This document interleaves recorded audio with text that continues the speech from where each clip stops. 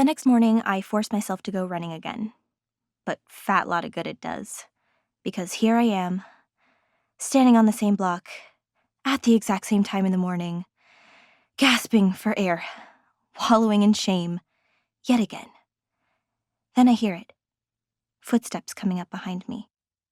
And as if the morning can't get any worse, I realize that it's Shane.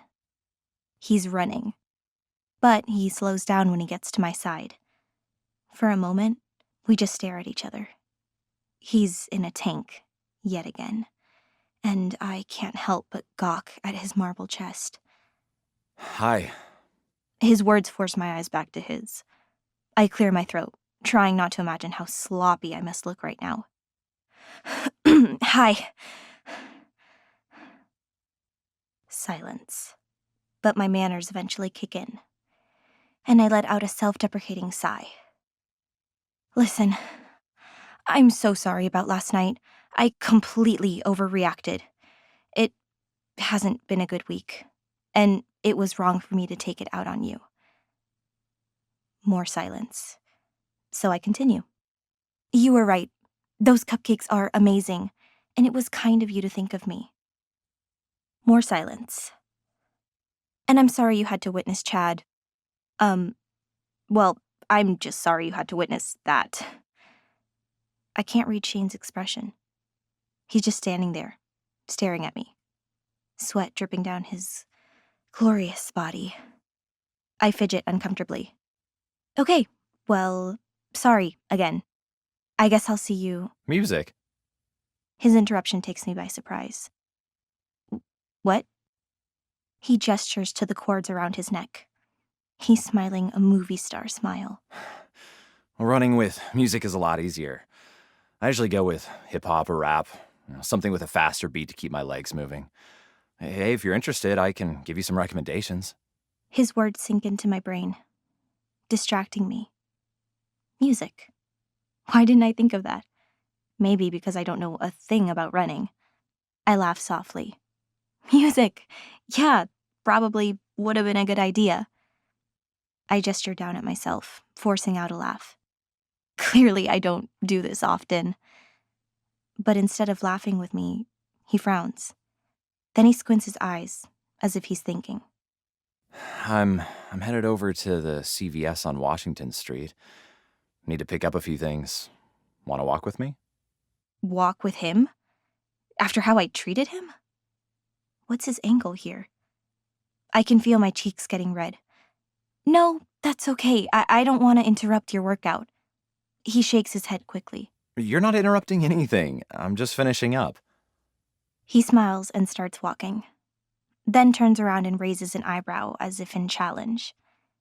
Next thing I know, we're walking side by side. I appreciate the company. I just moved here from LA. Don't know too many people yet. He's from LA. Of course. Where else would someone like him live? I give him a sardonic smile. You traded in sunny LA for rainy Portland? Psh, you must be all looks and no brains. Oh my God. Did I just say that? But to my relief, he just laughs at my joke. And it feels so good. Some of the tension in my chest eases. I'm actually from Oregon originally. I got tired of the LA life, and I wanted to be closer to my family. The tension eases further. Now that is something I can understand. I get it. My family lives around here too. In fact, I hesitate for a second. Do I want to tell him that I'm a chef? And that my family owns a restaurant in town? I've always been so proud of my occupation. But is he gonna judge me? Is being a chef a fat girl job? I decide to keep my mouth shut. In fact, what? In fact, I search for something else to say. I'm originally from Oregon as well. His eyes light up. Cool. Whereabouts? North of here, but not by much. And before you ask, yes, we're all a bunch of hipsters. He laughs loudly again. I notice laugh lines around his eyes, as if he smiles all the time. But let me guess, Even though you're not a hipster, you like dark beer and have an extensive knowledge about every obscure subject. I nod, enjoying myself. Yep.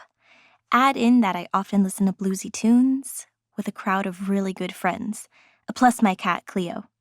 He stops short. Wait, you have a cat too? I give him a look. Been hiding her in the apartment for years. He blows out a relieved breath. Oh, that makes me feel so much better. I'm doing the same thing. No way I was gonna part with Mr. Miyagi. Laughing, I wave away his worries. Join the club. I have it on good authority our building is full of cat criminals. He nudges my shoulder. You know, Mr. Miyagi is really friendly. You should bring your cat over to meet him sometime.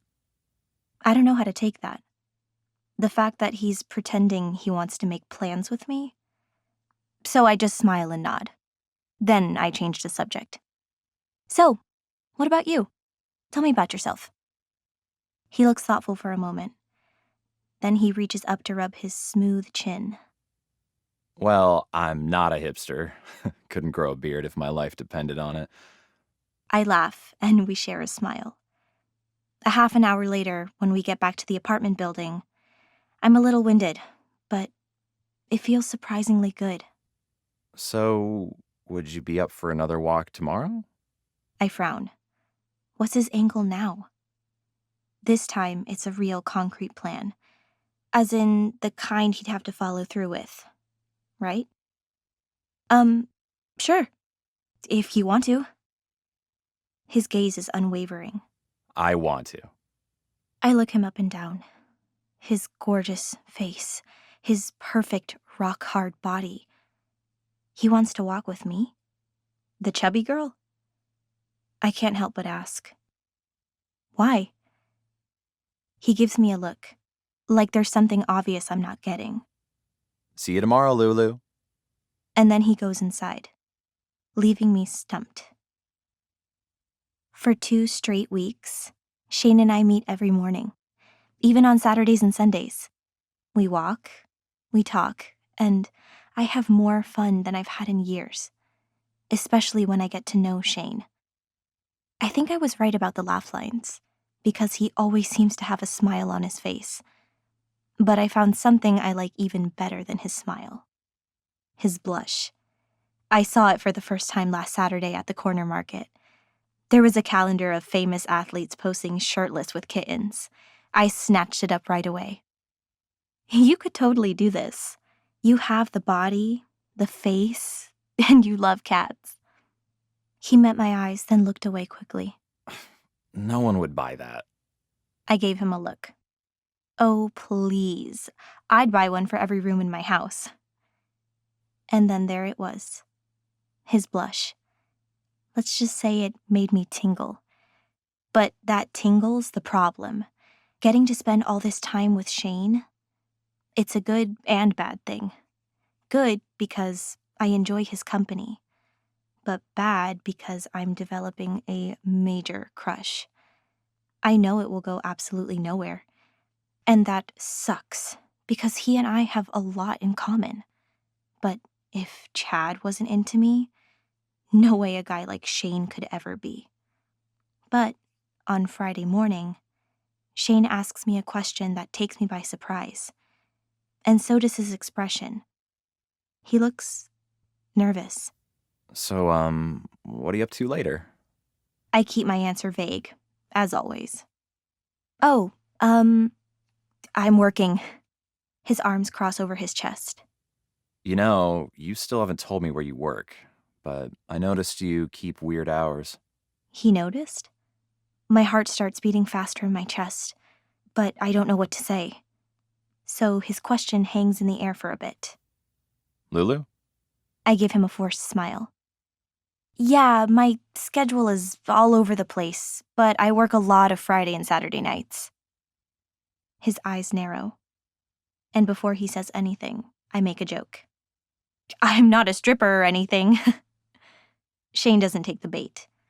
A flicker of hurt flashes through his eyes. Why don't you want to tell me about your job? Crap. Think, Lulu, think. Oh, would you look at the time? I'm running late. We can chat about it sometime later. Then I turn tail and run back into the apartment building. Later that night, Why didn't you tell him where you work? Are you ashamed of us or something? my mom is busy chopping tomatoes, but that still doesn't stop her from glaring at me. Of course not. I don't want to be the fat girl who works at a restaurant. Her chopping gets quicker. I know my words have upset her. You are not fat. Many girls would kill to have your curves. If he doesn't like you for you, then forget him. I put my head in my hands and accidentally get pizza sauce on my forehead. Great. Mom, it's not like that. We're not dating. We're just friends. She gives me a knowing look. I know what she's thinking. That I want to be more than just his friend. And she's right. I try to get her to understand how impossible that'd be. You don't get it, Mom. He's gorgeous with a perfect body. And he's more than just a winner in the genetic lottery. He's kind and sweet and, God, so patient. A small smile forms on her lips. Does he have brown hair? Kinda messy on top? And big strong arms? With a tattoo on the left bicep? I pause, confused. Yes? How did you know that? She gestures with her knife. Because there's a man that looks like that in the front of my restaurant, and he's staring right at you.